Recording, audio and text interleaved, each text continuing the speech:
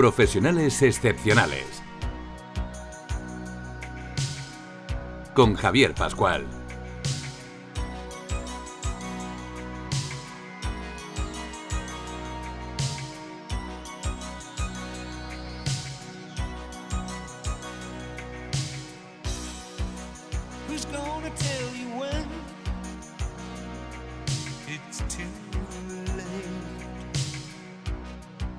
Con el patrocinio de la Fundación para el Fomento de la Innovación Industrial.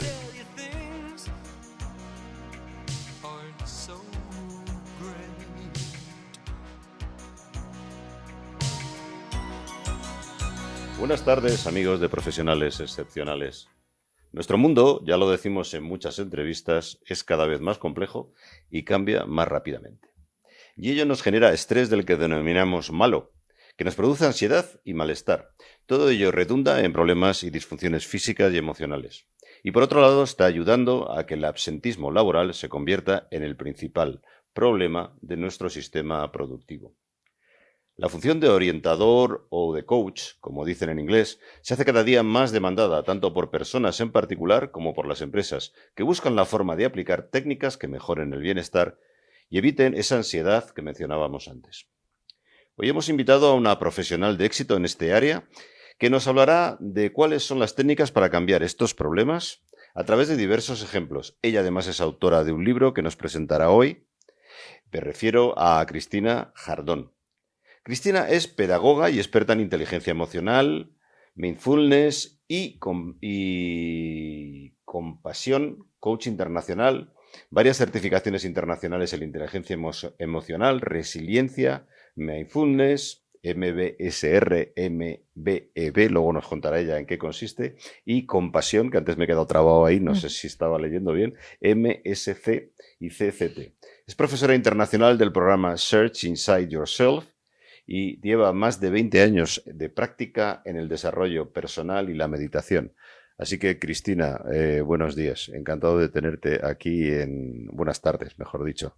Hoy no tengo yo el día. Muchas gracias por venir al programa y encantado de tenerte aquí. Muchas gracias a ti, Javier. Es un placer acompañaros y tener este ratito, este día tan especial. Muy bien, pues si te parece, Cristina, siempre empezamos la entrevista porque este programa quiere dar sobre todo una idea de vuestro perfil personal, no solamente el perfil profesional, que luego hablaremos. Así que te invito a que nos cuentas un poco tu historia personal, ¿no? Lo que quieras contar de ella y lo que te apetezca, de dónde eres, si tenías alguna vocación ya desde pequeñita por hacer este tema, esta profesión que al final la has desarrollado a través de la pedagogía, que es lo que has estudiado, etcétera. Tú cuéntanos un poco cómo te ves tú o cómo crees que te ven los demás, que a veces también tienes información de eso. Seguro que tú más, porque te dedicas a esos temas, ¿no? Muy bien, queridos oyentes, Sicilia, 1900XX, ¿no? Bueno, fíjate, mirando un poco hacia atrás, el año pasado superé ya la barrera de los 50, ya estoy en otro lugar y desde otra mirada. Creo que a partir de cierta edad tenemos otra madurez, supongo también que viene desde todo lo que hemos vivido previamente. Así que si miro hacia atrás, en una retrospectiva sí que me doy cuenta de que Cristina, en cada una de las facetas de su vida, desde bien pequeña, adolescente, un poquito más mayor, adulta y la edad actual, siempre ha sido una persona muy buscadora. Creo que eso define o es un punto en común de todas las edades por las que he pasado, ¿no? ¿Qué buscabas? Buscaba respuestas a muchas cosas. Siempre he sido una persona muy curiosa y buscaba respuestas a muchas cosas. Entender el mundo, de pequeña, entender el mundo. Entender los comportamientos, entender las señales de mi cuerpo, por ejemplo, siendo mucho más adolescente, entender ciertas emociones o ciertos comportamientos inconscientes, quizá cuando era un poquito más mayor. En una búsqueda interior casi siempre. Siempre ha habido en mí esas ganas de mirar más allá de lo que simplemente vemos, ¿no? Y eso ha configurado, en parte, por supuesto, mi personalidad y también ha configurado mi carrera profesional, sin darme cuenta. Finalmente, casi que estoy dedicada a lo que desde pequeña me atraía, que era buscar más allá. Yo me hacía muchas preguntas, de hecho, a veces les pegaba una turra a mis padres con preguntas como muy filosóficas, ¿no?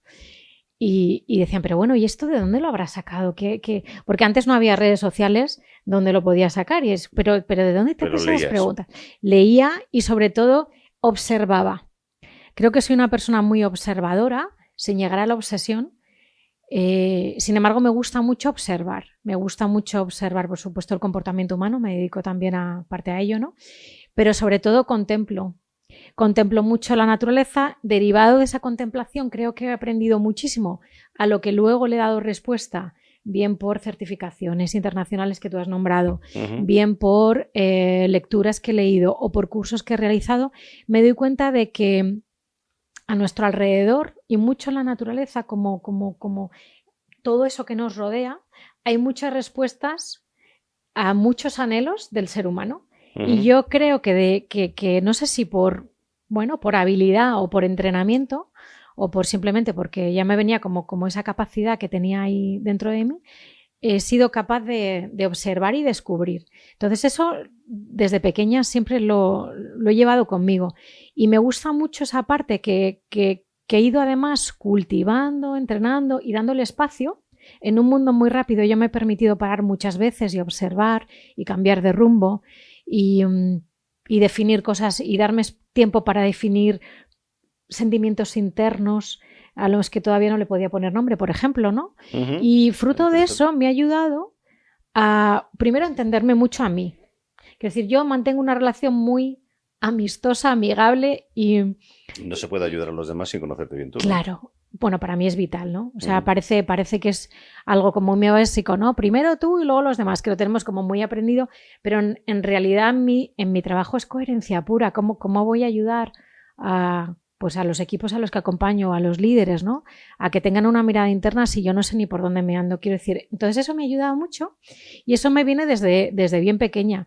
Tal es así que en esas conversaciones conmigo misma, ¿no?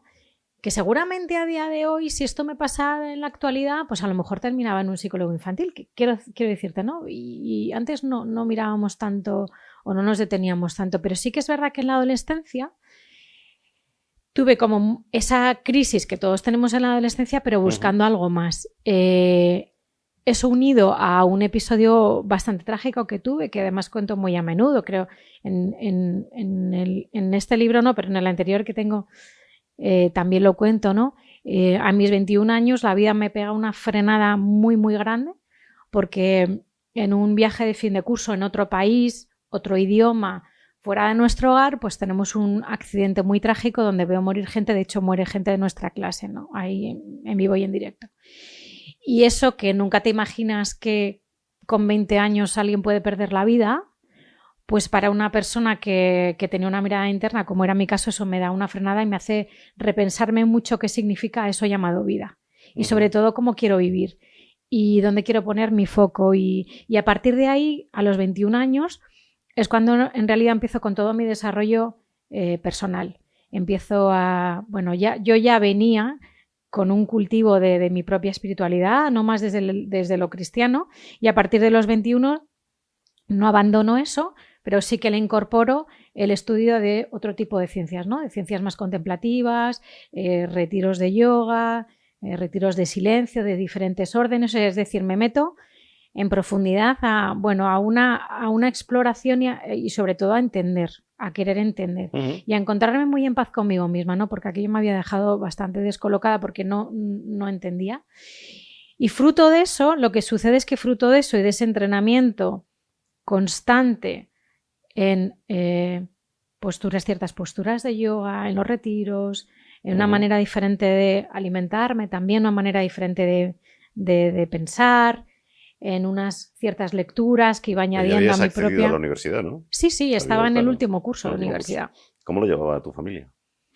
Pues mira, fue... Tu espiritualidad, ¿lo entendía? Pues mira, lo que tengo que decir de mi familia, que mi familia es una familia normal y humilde. De hecho, fíjate qué curioso que de toda mi familia, ayer lo pensaba, que de toda mi familia, excepto una sobrina y yo, somos las únicas personas, somos una familia extensa, somos las únicas personas que tenemos formación universitaria, incluso de máster, ¿no? Es una familia, pues mi padre taxista, mi madre no trabajaba en aquellos entonces, quiero decir, una familia normal y que mis padres, pues con el esfuerzo de su trabajo nos dieron lo que pudimos y lo que estaba a su alcance, ¿no? Lo llevaban muy bien, o sea, siempre es curioso porque yo digo de mis padres, mi padre ya no está, falleció en el 2024 y mi madre sufre de Alzheimer, con lo cual en parte tampoco está, ¿no? Y tengo mucho, aunque voy a visitarla y demás, sin embargo ya no hay una interacción como si no tuvieran esa enfermedad, ¿no? Y claro, eso unido a esa madurez que te da la vida, pues pienso mucho en ellos y pues bueno, pues imagínate cuando hemos tenido que vaciar casa y demás, pues muchas fotos, vienen muchos recuerdos. Y yo siempre digo que me han dejado ser. Y para mí es lo mejor, y lo digo también como pedagoga, que podemos hacer con los hijos, dejarles ser como son, sin esa expectativa o exigencia, simplemente permitir que se desarrollen en lo que ellos son. Y yo reconozco que era diferente. Yo he sido diferente siempre. Bueno, hoy me podrían etiquetar de muchas cosas, antiguamente no tanto, pero siempre he sido una persona diferente en búsqueda de muchas cosas y ellos siempre me han dejado ser. O sea, yo venía con ideas muy locas y ellos decían, bueno, ya está aquí otra idea, a ver por dónde, ¿no? Pero siempre me han dejado, con paciencia y con amor incondicional, que yo creo que es lo que tienen que tener los padres. Así se crían a los hijos bien. Yo creo que sí, con todo ese amor. Entonces, bueno, ¿cómo? Y buen ejemplo, siempre digo lo mismo. Los padres, si damos buen ejemplo a los hijos y les damos cariño, lo más normal es que salgan normales. Es lo más normal. Aunque, ¿qué es la normalidad, no? Bueno, también es cierto. Que luego cada uno venimos. También es cierto. Entonces, ¿cómo lleva mi espiritualidad? La llevaban bien, no entendían mucho aquello de irme una semana o 15 días de silencio, de ayuno. O sea, era como, pero ¿dónde te vas? ¿Con quién? Pero sin hablar, pero al menos dinos dónde te vas, déjanos un teléfono de contacto, ¿no? Pero ellos veían que cuando yo volvía de aquella experiencia yo venía renovada. Yo siempre he tenido muchísimo carácter y a veces tenía fricciones en casa, ¿no? Y cuando venía de aquello yo venía renovada y veían que aquello me nutría y que yo venía contenta y que venía de otra manera, mucho más amable, hablando más lentamente. Decían, bueno, no sabemos dónde se va, pero ya aquello vuelve relajada. Qué bien le sienta aquello, ¿no? Entonces yo creo que desde ese punto, benditos retiros para ellos, de cualquier índole, ¿eh? Porque también recuerdo con varias organizaciones cristianas irme de retiro, varios retiros, ¿no? De silencio al año y demás, con lo cual eso, curiosamente, a día de hoy es la base de mi trabajo. Creo que hoy no podría hacer lo que hago en empresa, acompañando equipos, ¿no? A que paren, se escuchen, se entiendan. Sin ese aprendizaje, ¿no? Claro, para mí ha sido, no lo he buscado, me ha venido, pero entiendo perfectamente, dice el Dalai Lama, que solo entendemos nuestra vida cuando miramos hacia atrás. Yo entiendo perfectamente mi vida profesional ahora mismo, ¿no? Y muchas de las cosas que me han pasado. Creo que no renunciaría a nada de lo que me ha sucedido, ni siquiera pues a los momentos difíciles, que he tenido muchos, varios. Yo siempre digo que de media yo supero a veces la media de esos 3, dice el doctor Rojas, ¿no? Que en su libro maravilloso de Superar la adversidad, ya lo escribió hace tiempo, que dice que cualquier persona en el mundo occidental sufrirá o vivirá por media 3 eventos traumáticos a lo largo de su vida. Y qué importante me es. Poco eso. ¿Te parece poco? A mí también. Sí, yo creo. Tú también lo has superado. No me creo esa estadística. No, lo superamos, sí. ¿Verdad? Yo también. En general, yo creo que hay gente muy feliz entonces. Por ahí. Claro. Bueno, lo que hay es gente muy resiliente. Sí. Porque es una capacidad absolutamente humana que la tenemos ahí y que hay que dejarla. Lo que quiere decir es que los pasan pero no se enteran. Por eso no dan en la estadística. Posiblemente. Puede ser. O lo pasan y no quieren mirar. O lo pasan y le dan la espalda. Pero cuando lo pasas y abres la puerta a ver qué ha sucedido y, bueno, cuando uno puede, primero ya sabemos que siempre hay que pasar esa fase importantísima de duelo, en algunos casos, o por lo menos esa parte de sostén emocional también, ¿no? Pero cuando somos capaces de abrir a entender, ponerle nombre y sobre todo tratar de crecer de esa experiencia difícil, bueno, pues aparecen cosas maravillosas, ¿no? Que yo las he integrado en mi vida y hoy soy fruto de todo lo que he vivido, también de lo que he vivido a nivel, a nivel de dolor emocional, que he vivido varias cosas también. Claro. Así que todo eso es un poco la historia de mi vida, sin entrar en detalles como muy concretitos, pero sí que es verdad que me nutren a hacer y a seguir haciendo lo que yo hago. O sea, no escribo, cuando escribo, bien en el libro que tenemos delante o bien en cualquiera de mis artículos en revistas que escribo, en varias revistas, y hablo de desarrollo personal. No hablo en vano, es que yo he transitado todo eso, es que sé de lo que estamos hablando. Y además no solo que sé de lo que estamos hablando, que podríamos decir, bueno, ya has alcanzado el culmen de la sabiduría. No, que va, estoy en el inicio. Si es que esto no ha hecho más todavía que te queda empezar. un montón de vida. Sí, ¿verdad? Y de aprendizaje. Y de aprendizaje, ¿no? De aprender de los demás también. También, sí. Sí. ¿Qué aprendiste en la universidad? Porque siempre hablamos de la universidad en Es este verdad. programa. ¿Te sirvió para algo lo que te contaron? Pedagogía, ¿qué son? Es una carrera de... Ahora mismo serán 4, ¿no? Antes eran 5, ¿no? 5, una licenciatura. Pues mira, te puedo decir que entré de rebote. O sea, yo no sabía ni lo que era pedagogía. Porque yo iba con ganas de medicina, porque yo quería ayudar. Yo siempre he tenido también, otra de las cosas que traigo de muy de pequeña, de ayudar al mundo. Tal es así que en un momento de mi vida jovencita me quería ir de misiones. O sea, imagínate, yo quería y quiero. O sea, está dentro de mí ayudar, por eso hago también lo que hago, ¿no? Salvar al mundo. Así que lo intenté con medicina y por la nota no me llegó. Así que intenté farmacia y me quedé a las puertas.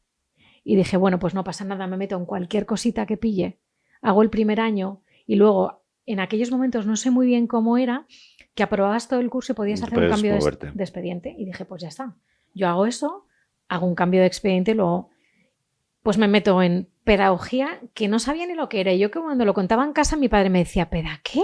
¿Pero eso qué es? Eso es lo de los pies. Y decía, sí, cuéntanos para qué sirve. Sobre todo por si alguien nos escucha y qué salidas tiene. Pues mira, os puedo decir que a día de hoy y después de haberme quedado por vocación dentro de pedagogía, la pedagogía está en la vida.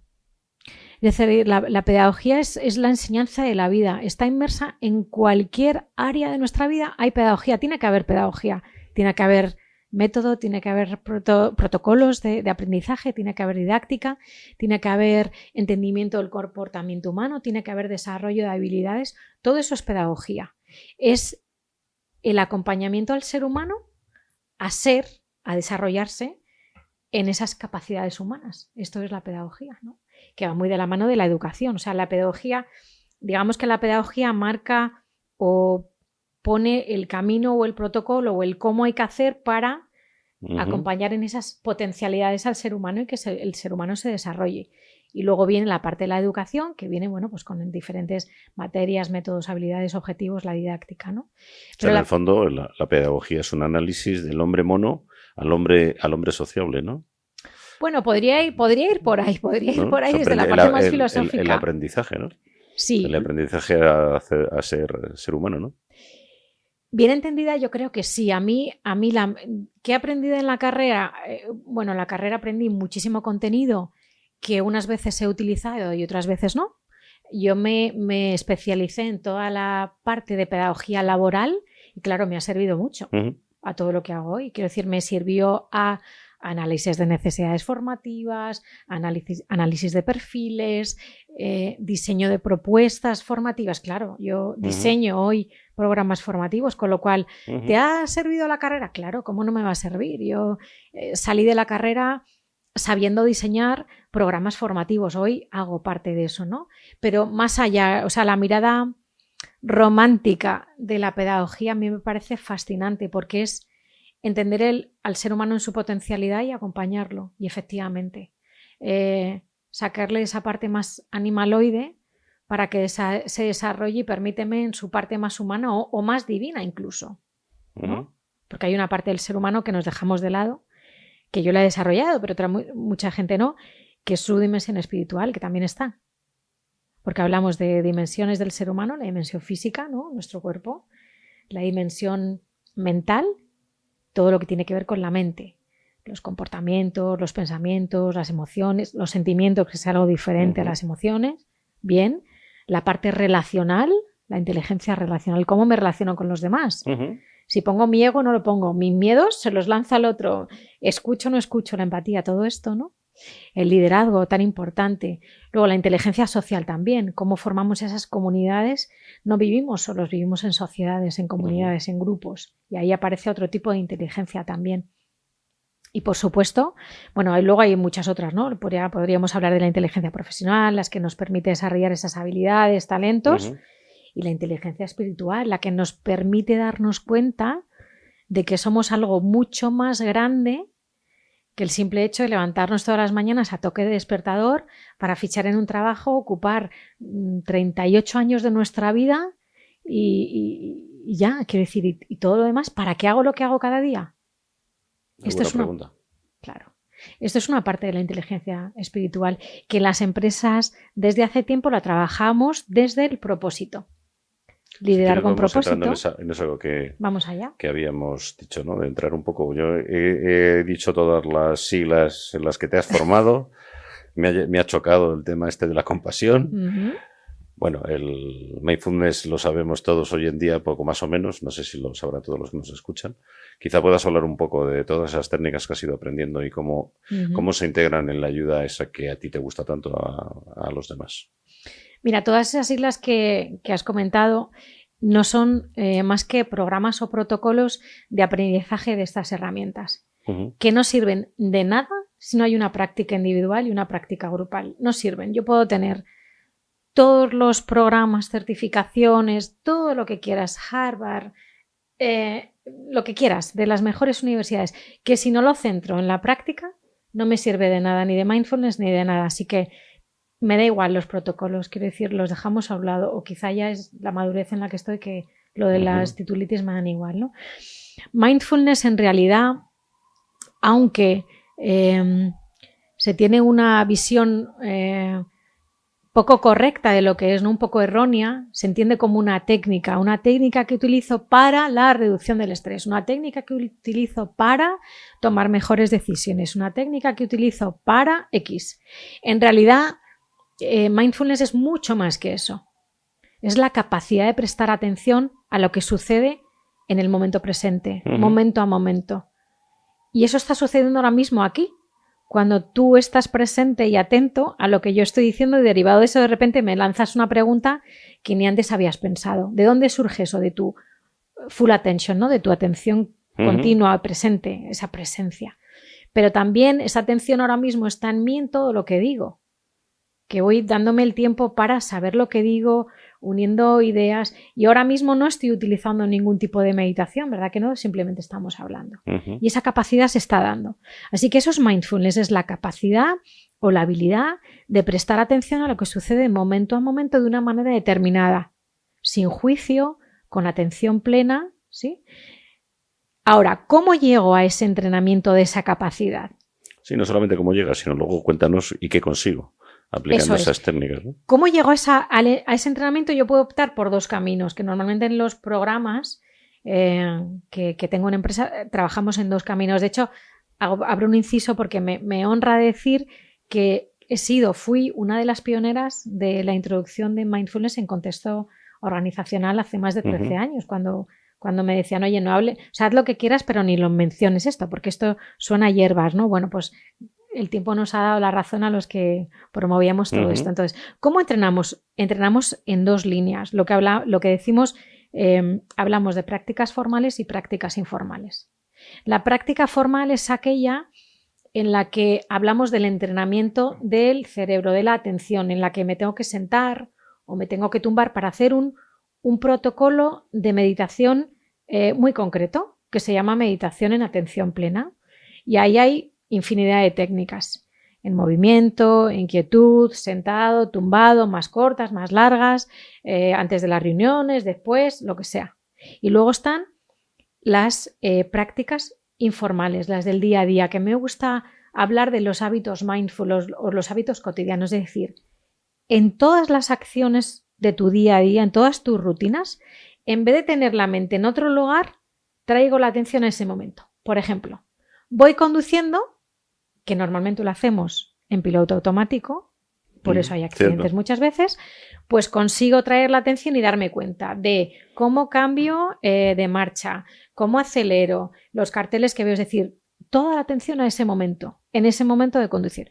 Cuando estoy hablando con alguien, toda la atención en esa conversación. Cuando me estoy tomando un café, caminando, cocinando, me ducho, me lavo los dientes, es decir, todos los momentos en los que la mente de manera natural tiene la tendencia a irse a otra cosa, al pasado, al futuro, a la reunión que tengo mañana, a lo que le tenía que haber dicho a mi hijo, a que no se me olvide.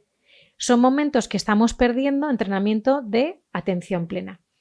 Y voy a tu pregunta, ¿qué consigo? Efectivamente, ¿qué cuando consigues voy? con eso? Claro, pues lo que la ciencia nos demuestra a través de pues casi más de 3.000 estudios científicos que avalan la práctica mindfulness. Obviamente tiene que ser una práctica sostenida en el tiempo, ¿no? No vale practico un día y 5 no, pero bueno, como cuando vamos al gimnasio a practicar a nivel físico, ¿no? Lo que nos dice la neurociencia y lo que yo también he visto en los equipos en los que entreno es que aparece primero una reducción del estrés, es lo primero que aparece. Es decir, la mente está muy atenta y en el momento presente, y eso hace que esa mente divagante, que es la que me genera ansiedad por anticipación, eso ya soy capaz de gestionarlo. Me trae mayor atención y mayor foco, con lo cual de cara a cualquier resolución de tareas, Resolución de problemas o de claro, tareas. Puedo tener la mente mucho más atenta y más creativa. Me trae mejor toma de decisiones porque me ayuda a valorar todas las opciones y no dejarme llevar por el impulso, que a veces es así, y a tomar mejores decisiones, ¿no? Me genera mejores relaciones porque en el momento que soy capaz de gestionar mi estrés, pero también que soy capaz de regular la parte emocional más impulsiva, a la hora de relacionarme con los demás voy a tener mayor contención emocional. De hecho, genera incluso mayor amabilidad en la manera de hablar, en la manera de escuchar, porque incluso el tono, el ritmo es diferente. ¿Qué consecuencia tiene todo esto? Pues claro, pues tiene una mayor productividad, un mayor rendimiento en el mundo de la empresa. Mayor productividad, mayor rendimiento, mejor toma de decisiones, mejor liderazgo, mayor colaboración. En el mundo de la empresa, que es donde yo trabajo más. O sea, porque tú esto eres capaz, bueno, luego hablamos un poco de tus servicios, lo que ofreces, pero todo esto al final lo haces a nivel de empresa, es decir, que todos van a aplicar las mismas técnicas.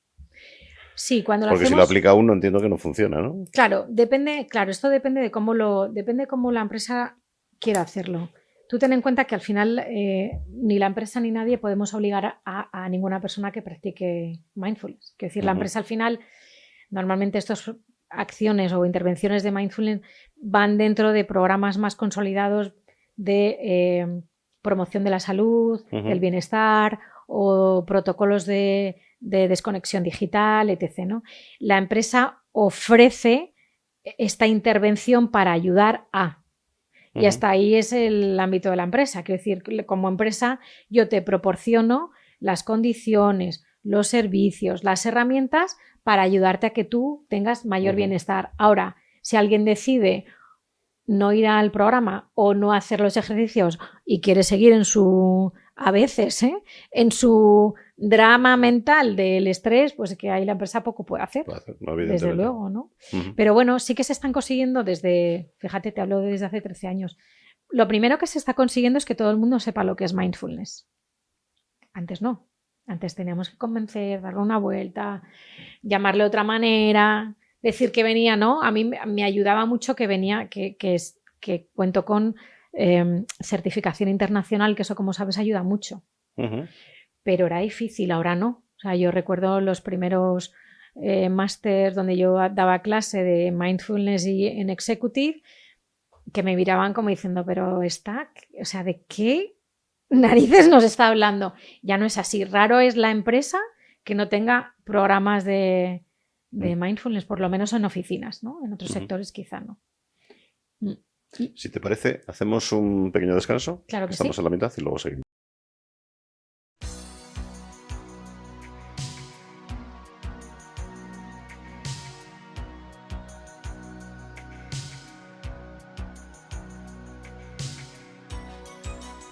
De la vanguardia tecnológica a tus oídos. Profesionales excepcionales. Iluminando el hoy y acercando el mañana.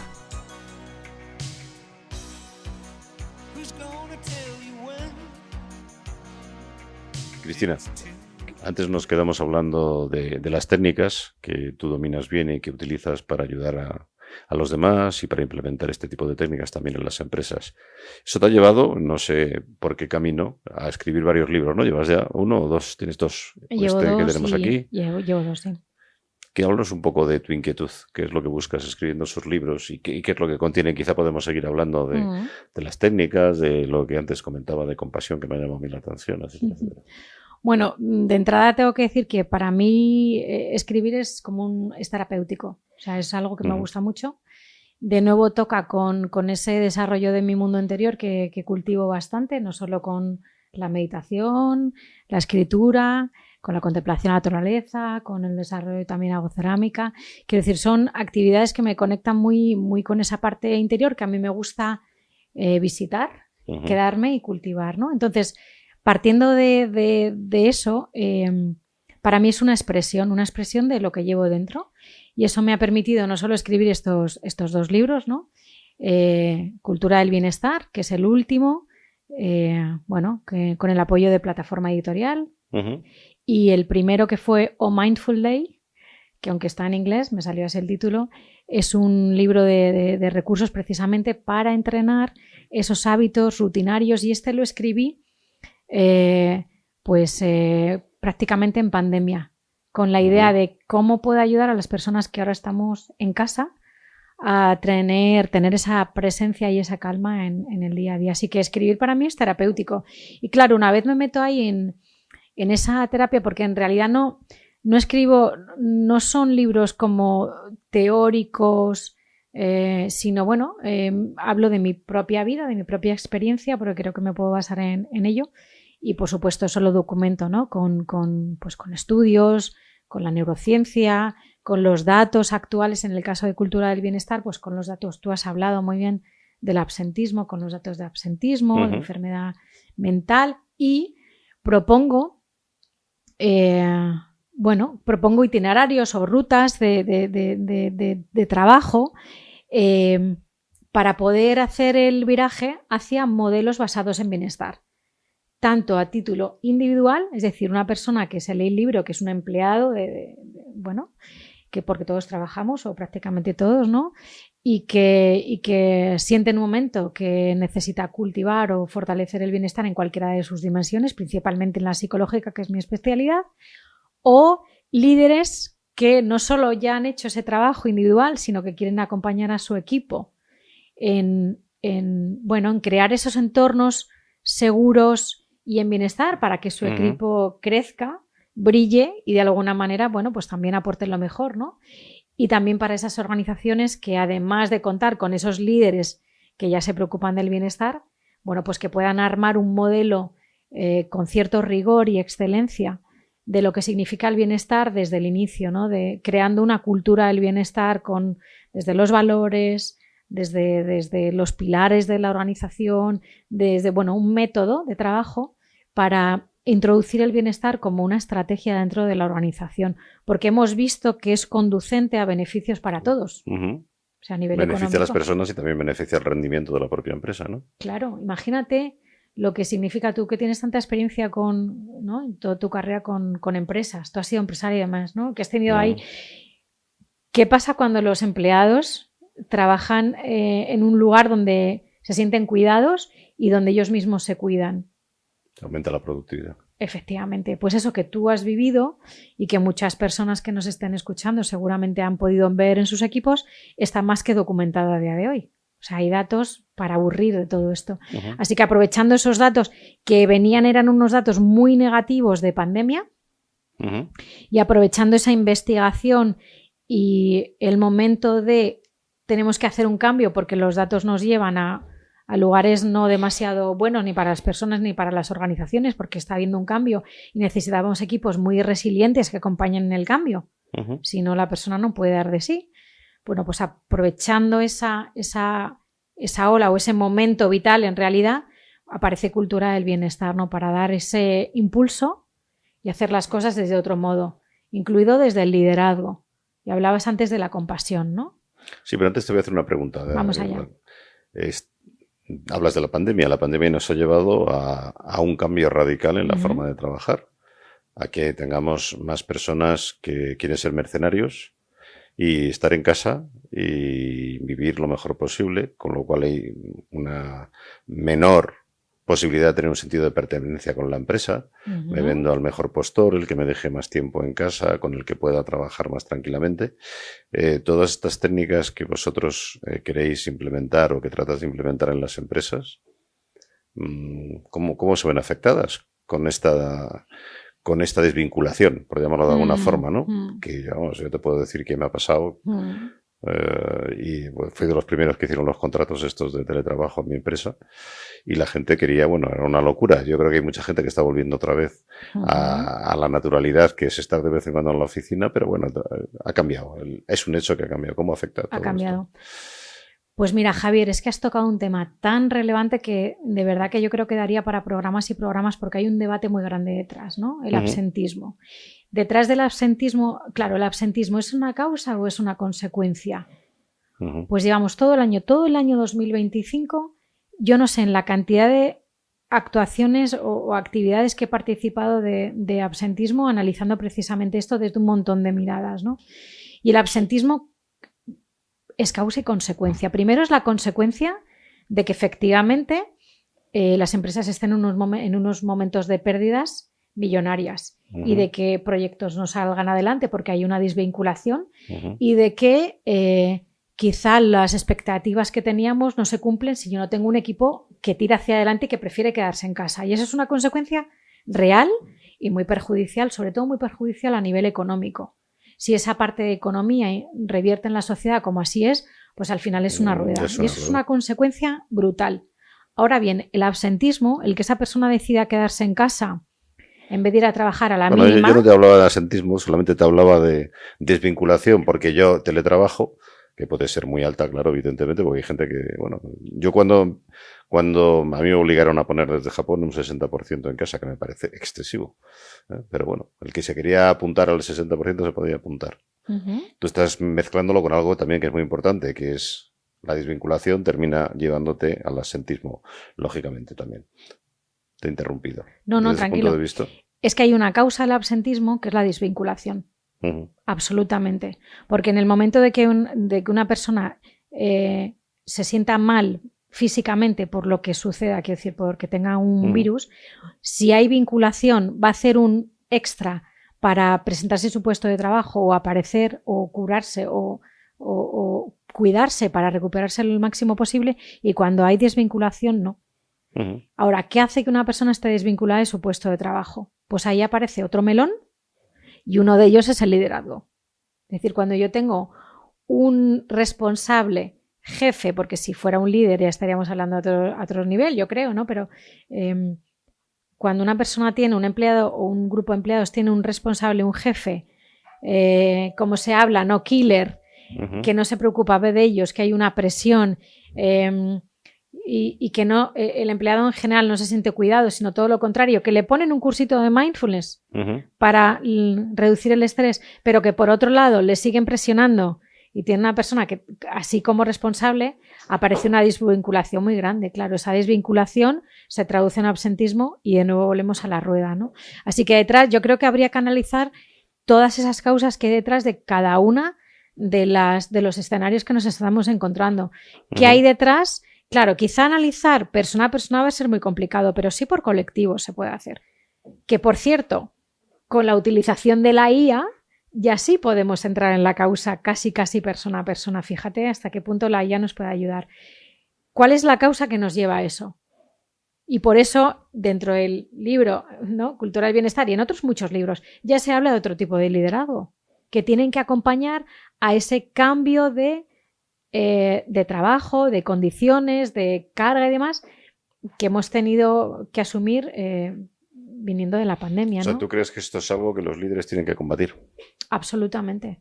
No es que tenga que combatir, yo creo que es una nueva función del líder que hasta ahora también estaba, no es nueva, pero que ahora se hace más presente, que es cuidar a sus equipos. Y no estoy diciendo con esto, que esto también me lo encuentro, ¿no?, como objeción alguna vez, que me dicen algunos managers o algunos líderes cuando trabajo con ellos directivos, ya, pero es que nosotros no somos los psicólogos de nuestro equipo, por supuesto que no. Y por supuesto para eso están los equipos médicos, los equipos de prevención, los equipos de atención psicológica, pero sí el líder tiene que acompañar a los equipos, porque si no hay un acompañamiento, si no desarrollan aprender a sentir al equipo, aprender a leer más allá de lo que el equipo dice, claro, se te van o se desvinculan, pero ¿y dónde está la causa de la desvinculación? Bueno, yo te diría de todas formas que siendo manager es complicado el crear equipo cuando el equipo no está junto. O sea, tendríamos que crear reglas, ¿no? Yo una de las cosas que puse cuando hicimos los contratos de teletrabajo, que creí que era importante, es que siempre el jefe te puede reclamar para que estés un día a la semana, el que sea, porque quiere tener a todo el grupo en conjunto. Si esto no lo puedes hacer, o al final esto se destruye, pues yo qué sé, pues por cualquier causa que sea impuesta y que la empresa no pueda revocar, va a ser muy difícil. Ten en cuenta que los managers y los líderes, me lo he dicho, no están ya muy recargados. Primero, que los managers no están lo suficientemente formados para gestionar bien su tiempo. Segundo, que no sabemos distinguir lo urgente de lo importante y los españoles somos mucho de urgencias y de apagar fuegos. Con lo cual no tenemos tiempo ni del bienestar ni de preocuparnos de lo que está pensando el de al lado. Quizá ahí puedas unir tú ahora y contarlo del mindfulness, que a lo mejor ayuda y todas estas cosas, ¿no? Para gestionar mejor la agenda y los tiempos. Pero fíjate que ya con todo este peso que lleva un manager y con todo además las herramientas que han ido cayendo poco a poco, ¿no? Yo siempre me quejaba con los de recursos humanos en las multinacionales, porque no, es que ahora tenemos que hacer las entrevistas anuales. Yo me pasaba haciendo entrevistas.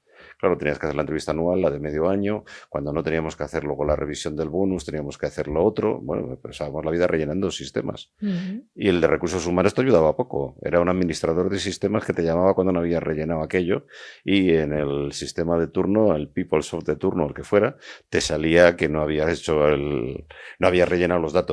Que por desgracia eran datos, esa es mi experiencia, pero no necesito que te la cuente, pero eran datos trabajando en empresas que se preocupaban de tener este tipo de herramientas y de hacerlo bien. Pero luego esos datos, yo se los traspasaba a gente que traspasaba de mi equipo a otros equipos y tal. Digo, ¿yo para qué me molestan rellenar todo esto?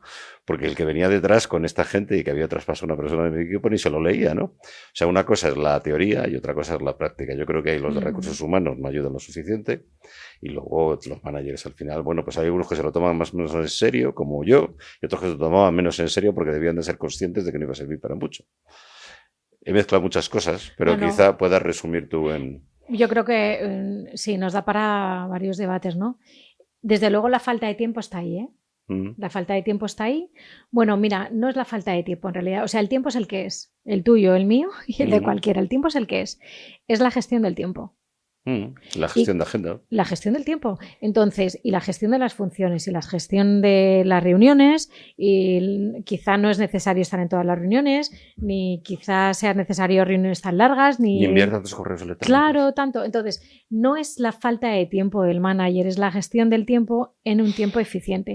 Y también te digo, no se trata tanto de hacer cosas y más técnicas, sino de primero ir haciendo las que sean oportunas en cada momento, eso por un lado, y no es tanto de hacer más, sino de hacer lo mismo de otro modo, que yo es lo que digo. O sea, claro, si tú estás hablando de que tenemos poco tiempo y además sumas y ahora tienes que hacer esto y además tienes que hacer otro, pues obviamente es muy complejo, pero no se trata de hacer más, sino de hacer lo que hago de manera diferente.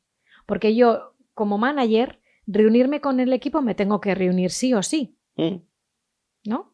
Ahora, ¿qué puedo cambiar de eso? A lo mejor puedo cambiar el estilo de la reunión, puedo cambiar el tiempo de la reunión, el objetivo de la reunión, la participación que doy a la reunión y sobre todo cómo entro a la reunión, que eso es vital. Y ahí es donde herramientas, ya no solo mindfulness, porque mindfulness es un pequeño ingrediente de algo mucho más grande, sino de herramientas basadas en inteligencia emocional, que es el paraguas grande que yo trabajo, ¿no? Herramientas basadas en inteligencia emocional, en gestión de, bueno, pues eso de la comunicación, gestión del equipo, gestión de la empatía, mejor liderazgo, gestión emocional. Eso sin duda ayuda a tener mayor efectividad, que es de lo que buscamos todos, ¿no? Quiero decir, al final, el ir apagando fuegos no es efectivo, terminas agotado y los fuegos nunca se apagan, es que sigan saliendo más. Evidentemente. Entonces hay algo que no está funcionando y seguimos funcionando así, porque siempre nos hemos movido entre lo urgente y lo importante. Y llega un momento que es que todo es urgente, o sea, lo importante ya pasó a otro nivel y todo es urgente y eso no es viable. Eso no es viable. Entonces, a lo mejor tenemos que cambiar de matriz. Ya no es la urgente y la importante, sino otras matrices, que de hecho hay otros modelos que existen y yo entreno en algunos de ellos, ¿no? Entonces, no es tanto, insisto, introducir cosas nuevas que nos van a estresar, pero a ti y a mí, porque la vida ya está muy comprimida, sino parar un momento a reflexionar si lo que estoy haciendo es efectivo o no y, oye, ¿en qué puedo cambiarlo? Y esto significa también que cada persona, cada manager, en función de su equipo, su actividad, cómo tengo a los equipos centralizados o no, adquiera esas herramientas o esa manera de liderar acorde a, bueno, primero un estilo mucho más cercano y más humano, pero sobre todo acorde a lo que necesito del equipo. Claro, tú hablas de equipos centralizados. Obviamente, eso es dificilísimo. Y me parece una idea bárbara tener como de obligado cumplimiento, eso yo lo he visto en otros equipos, de obligado cumplimiento en una franja horaria, en tal momento, todos a la vez, porque si no, no te enteras de lo que hace el que está en Latinoamérica y mucho menos el de Asia. O sea, Asia-Latinoamérica, olvídate, cuando quieres reunir al otro, el otro está durmiendo ya. Entonces, insisto, no es hacer más, sino parar y reflexionar si lo que estoy haciendo es efectivo y cómo puedo hacerlo más efectivo, pero más efectivo no solo para la empresa y para el rendimiento, sino para mi propia energía vital. Si haciendo lo que hago cada día termino agotado, termino que no puedo más, no me descuelgo de este estrés que me domina, hay algo que tengo que cambiar, ¿no te parece? Porque el problema es que vamos tirando, aguantando en supervivencia 38 y pico años, que son los que trabajamos por media para cobrar la pensión, 38 años y pico vamos trabajando en supervivencia, venga, go, go, go, go, dale, dale, dale, dale. Y cuando paramos en vacaciones, o peor aún, cuando paramos en la jubilación, de repente nos sale todo lo que no habíamos echado un vistazo. Entonces, ¿eso por qué es? ¿Porque tienes un castigo divino que de repente te has ido a jubilar? No, es porque hemos mantenido al cuerpo en una tensión física y emocional brutal y el cuerpo ha petado en cuanto nos hemos relajado. Por eso con las personas que es que esto es clave. Toda aquella persona que nos esté escuchando, manager o cualquier persona, empleado, que en vacaciones se pone enferma, ahí hay algo que hay que mirar, porque el cuerpo nos está diciendo que algo no está funcionando bien. Ahí hay una sobretensión y cuando te has bajado esa tensión, el sistema inmunológico ha caído. Efectivamente. Entonces, aquí ayudan todas estas herramientas a sostener, a manejar ese equilibrio, que no digo que no pasen cosas difíciles en la vida de las personas, de los equipos de las organizaciones, claro, pero a sostener, a mantener el equilibrio y de alguna manera a tener esas herramientas para el afrontamiento eficaz, para el equilibrio, para el humor. ¡Qué maravilla el humor! Por favor, es que es una de las mejores herramientas que hay para trabajar con los equipos. Son herramientas que están al alcance de todo el mundo y que se basan en la inteligencia emocional y que algunas de ellas, no todas, y en base a mi experiencia, pues obviamente reflejo en mi libro, ¿no? Nos quedan pocos minutos, creo que 7, una cosa así, 6 o 7. No hemos hablado de los servicios que ofreces. ¿Quieres comentar algo? Bueno, yo creo que... más o menos los has dado a entender. Sí, yo creo que y no me has dicho lo que era la compasión. Pues vamos con la compasión, que me gusta mucho más, porque lo otro, como pones el nombre y te encuentran en todos los lados, pues... Verás, la compasión para mí fue un descubrimiento, porque dicho así, compasión, derivado de nuestro entender nuestra tradición judeocristiana, ¿a ti a qué te suena compasión? Sí, a compadecer a los demás. Lástima. Muy relacionado, sí, con la lástima, claro, con la religión. Eso es. Con la pena, ¿no? Ay, qué lástima, pobre de mí, pobre de aquellos. Pero fíjate que ese es el entendimiento desde la tradición judeocristiana. El término compassion o compasión, aplicado hoy en día al liderazgo compasivo, equipos compasivos, inteligencia compasiva, o sea, esto ya hace tiempo que se escucha, no viene de esta tradición, sino que viene de los modelos de universidades como la Universidad de Stanford o de Texas, y hay muchas universidades investigando en esta línea, psicólogos muy prestigiosos como la doctora Christine Neff o el antiguo traductor del Dalai Lama, por ejemplo, con varios protocolos. La compasión es la capacidad que tiene una persona de darse cuenta, de sentir, es un paso más allá de la empatía, de poder sentir al otro, de poder incluso llegar a entenderle y poder poner en marcha todo aquello que esté en su mano para ayudar a la otra persona en lo que sea. Quiero decir, a salir. Normalmente la compasión se utiliza unido a momentos en los que el equipo lo está pasando mal o la otra persona lo está pasando mal, ¿no? Entonces hablamos de liderazgo compasivo cuando el líder es capaz de sentir al equipo, estar con el equipo, escuchar al equipo, es decir, ser muy empático y además poner en marcha las acciones que estén a su alcance para poder ayudar a su equipo a salir de esa situación compleja, difícil en la que el equipo esté. ¿Cómo se hace esto? Se hace de muchas maneras. Desde práctica meditativa para entrenar a los líderes y a cualquier persona en ese cerebro más compasivo, porque no lo dije antes y sí lo digo ahora, cualquier entrenamiento en meditación, en mi caso en mindfulness y compasión, lleva asociado un cambio físico en la estructura y en la funcionalidad del cerebro. Eso se puede lograr. Absolutamente. Se logra por entrenamiento. Absolutamente. Hay estudios científicos. Además, hay protocolos de ciertas semanas cuando nos dicen, la neurociencia lo que nos dice es que después de una práctica o continuidad de un cierto tiempo, por neuroimagen se ve que ese cerebro ha cambiado. ¿Hacia dónde ha cambiado? En el caso de mindfulness, hacia un desarrollo de la materia gris, ¿no?, del cerebro, es decir, mayor memoria, mayor aprendizaje, mayor regulación emocional. Y en el caso de la compasión, hacia cerebros con tendencia más altruista. Es decir, cualquier persona, más aún si estamos hablando de líderes o managers, cualquier persona entrenada en compasión, con diferentes métodos, como digo, una es la meditación en la compasión, pero hay otras maneras, ¿eh?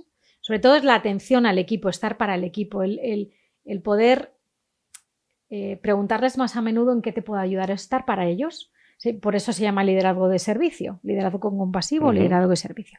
Bueno, pues se ha demostrado que obviamente con ese desarrollo de mayor altruismo en cualquier persona y en un líder, ¿eso qué obtiene o qué obtenemos? Pues una persona primero con mayor tendencia a la colaboración, mayor tendencia a esa escucha y a la colaboración del equipo, claro, y a la colaboración del equipo y una tendencia a, bueno, ayudar al otro en aquello que sea, ¿no? Pero fíjate qué curioso que gana adepción además de la gente que trabaja con él. Eso es. Pero fíjate una cosa que quería decirte, que esto se entrena y de hecho lo hacemos desde hace tiempo algunas personas en España bien, pero es que esta capacidad es innata. Esta capacidad es innata y se nos olvida y aparece. Y te voy a dar un ejemplo. Hace semana y poco hemos tenido una situación muy trágica por el accidente de los trenes en España, ¿sí? ¿Qué fue lo que inmediatamente pasó cuando hubo el accidente? Hubo personas que ni se plantearon si estaban bien o no y se pusieron a sacar pasajeros. Eso es el comportamiento compasivo. Eso es. Es decir, sale una fuerza del ser humano donde ya no importas tú, importa lo que puedes hacer para el otro. Eso es la compasión. Y eso llevado al ámbito de empresa, eso llevado al entrenamiento en líderes, tiene una potencia muy grande en cuanto a cohesión de equipos y, por supuesto, relación de los equipos, claro. Muy interesante, Cristina. Creo que hemos agotado el tiempo. Querías hacer una práctica. Nos queda un minuto. Nos queda un minuto. Venga, ¿hacemos una práctica de un minuto? ¿Terminamos con una práctica de mindfulness de un minuto? Venga, pues vamos a adoptar. ¿Qué tengo que hacer? Nada, vamos a adoptar una postura cómoda en la silla en la que estamos, los dos pies en el suelo, espalda recta, hombros que se alejan de las orejas y manos que se dejan tranquilamente, como tú, encima de la mesa o encima de las piernas. Cerramos los ojos, si es posible, y si no, llevamos la mirada hacia el suelo, es decir, la cabeza baja, un poquito la barbilla. Tomamos 3 respiraciones profundas y conscientes, dándome cuenta con cada inhalación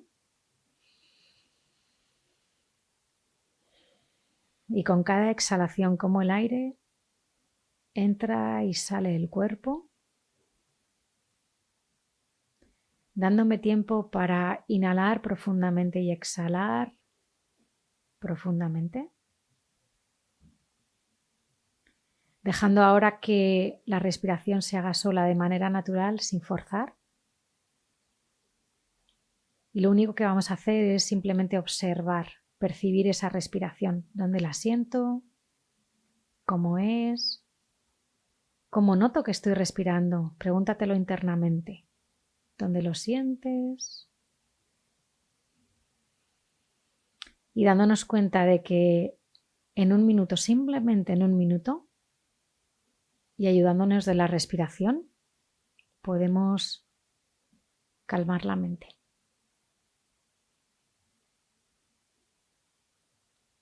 Inhalamos profundamente, exhalamos profundamente y abrimos los ojos. Bien. Funciona. ¿Cómo estás? Mejor. Listo para acabar la entrevista, Cristina. Muchísimas gracias y la verdad es que nos ha faltado tiempo. Estás invitada a volver cuando quieras. Muchísimas gracias, un placer. Gracias a ti. De la vanguardia tecnológica a tus oídos. Profesionales excepcionales. Iluminando el hoy y acercando el mañana.